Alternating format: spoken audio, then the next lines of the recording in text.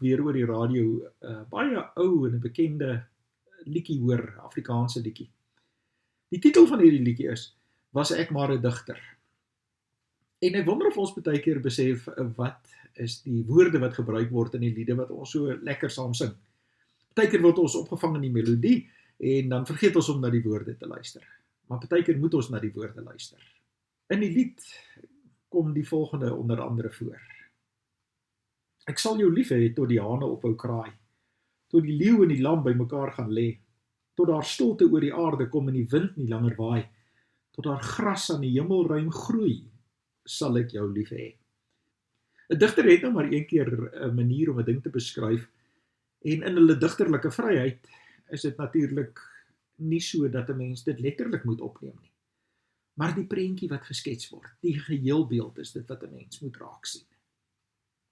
Ek wil nie vandag te lank stil staan by die bekende Afrikaanse liedjie nie, maar ek wil dit graag aanbied as 'n manier waarop ons dalk ook Psalm 91 beter sou kon verstaan. Psalm 91 is inderdaad 'n psalm wat in alle omstandighede vir alle gelowiges geld en baie kan beteken. Ons lees in die eerste vers van Psalm 91, hy wat by die Allerhoogste skuilings vind en die beskerming van die Almagtige geniet.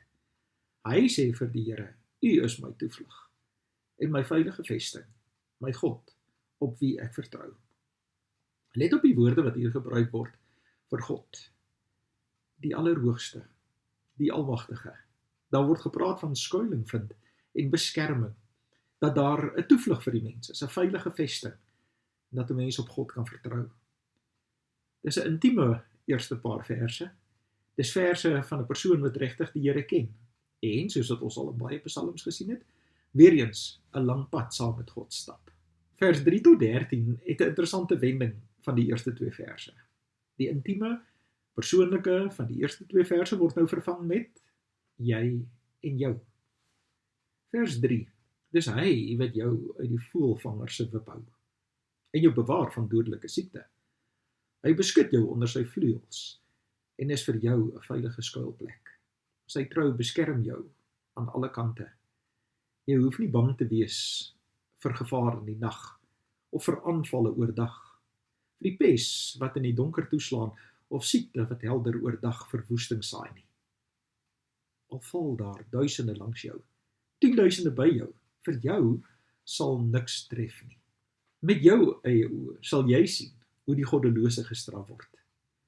Dan weer 'n baie belangrike vers, omdat jy die Here as skuilplek geneem het, die Allerhoogste as jou beskermer, sal geen onheil jou tref en geen plaag naby jou woonplek kom nie. Hy sal sy engele opdrag gee om jou te beskerm waar jy ook al gaan. Op hulle hande sal hulle jou dra, sodat jy nie jou voet teen 'n klip stamp nie. Jy sal oor leeu's en adders loop. Leeu's en slange sal jy doodtrap. En vers 3 tot 13 word die woordjie jy en jou nie minder nie as 21 keer gebruik. En ons lees van gevare wat mense kan tref in hierdie wêreld.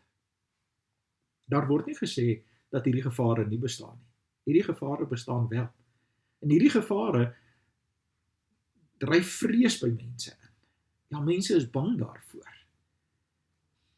En hierdie gevare kom op verskillende plekke en op verskillende maniere in hierdie wêreld na vore. Hulle wag om elke hoek en draai. Dit bedreig mense. Dit versuur mense se lewens. Ons moet onthou dat ons hier met 'n psalm te doen het. En hierdie psalm is 'n gedig. En hierdie gedig is, soos wat ons dan ook begin het, om te verwys na die Afrikaanse liedjie waarin 'n man probeer uitdrukking gee aan sy liefde vir hierdie vrou, tot die gras aan die hemelruim groei, sal ek jou lief hê. Hoe dit ooit sal gebeur, dit weet 'n mens nou nie. Nou Psalm 91 maak ook van hierdie digterlike vryhede gebruik. 'n bepaalde oordrywing. Die beste verklaring is om te sê dat dit 'n poëtiese personifikasie is van gevare wat hier dan aangeteken word. Maar, en dis die groot maar, nie een van hierdie gevare, nie een van hulle is groter as God nie. Dis wat die psalm eintlik sê. Nie een van die gevare is groter as God nie. En by God is daar beskerming. En by God is ons veilig. Niks kan ons uit sy hand uitruk nie. Daarom is dit belangrik om dan ook vers 14 tot 16 van hierdie Psalm ook hiermee saam te lees. En weer te besef wat daar staan. Dit is eintlik waarop die klem in hierdie Psalm dan val. Die eerste 2 verse, die Allerhoogste, die Almagtige, by wie ons beskerming vind en veilig kan wees. Kom ons kyk weer vers 14 tot 16, waaroor dit ook in hierdie Psalm gaan. God kom aan die woord en sê, omdat hy my liefhet, sal ek hom red, sê die Here. Omdat hy my ken, sal ek hom beskerm. Wanneer hy my aanroep, sal ek sy gebed verhoor. In sy nood sal ek by hom wees. Ek sal hom red en hom in eer herstel. 'n baie lang lewe sal ek hom gee. En oor my hulp sal hy hom verbly. Kyk net hoeveel keer kom die woordjie ek en my voor, wanneer God self dan vir ons vertel wat hy vir ons sal doen. Ek en my kom 9 keer in hierdie 4 verse voor.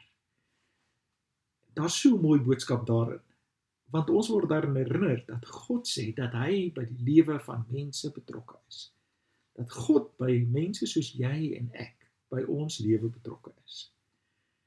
Hoewel die woord sal 7 keer voorkom in hierdie laaste paar verse, is daar 8 dinge wat God onderneem om te doen. En ek dink dit is belangrik dat ons daarvan weer sal kennis neem. En kom ons gaan kyk na elkeen van hulle. In die eerste plek sê die Here, ek sal hom red, omdat hy my liefhet. In die tweede plek, ek sal hom beskerm, omdat hy my ken, vers 14. En vers 15, ek sal sy gebed verhoor, as hy my aanroep. En dan ook die 4de saak, ek sal by hom wees, in sy nood. Hier moet ons dan weer net weet, moenie vers 3 tot 13 uit konteks uithaal, en sê dat ek geen teenstand, en geen probleem, en geen terugslaan in hierdie wêreld sal beleef nie. Hier sê God mos self, en baie duidelik in vers 15, in sy nood sal ek by hom wees. Ons gaan partykeer onsself in nood bevind. Ons gaan ons in omstandighede bevind, soos waarin ons ons nou bevind. Ons gaan ons partykeer dalk nog in erger omstandighede bevind. Maar sê God dan, sal hy by ons wees. 4de onderneming wat hy gee in hierdie Psalm. Hy sal in ons nood by ons wees. Die 5de ding wat God sê dat hy sal doen, is dat hy ons sal red. En die 6de is dat hy ons in eer sal herstel.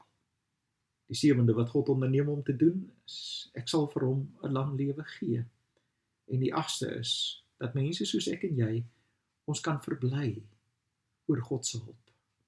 Ons kan ons verbly oor die feit, dat God by ons lewe betrokke is, dat God ons help, dat God wat onderneem om hierdie 8 dinge te doen, ek en jy moet dit dalk net baie keer in ons lewe weer gaan raak sien, en ervaar, en besef, dat die Allerhoogste, Almagtige God, jou en my lewe deel, dat hy hom aan ons verbind, hy hoef nie, maar hy doen dit.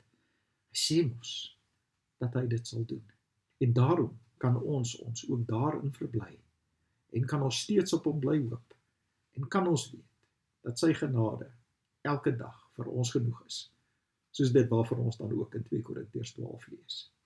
Mag jy daarom ook dan vandag die beskerming en die veiligheid by die Allerhoogste, by die Almagtige vind.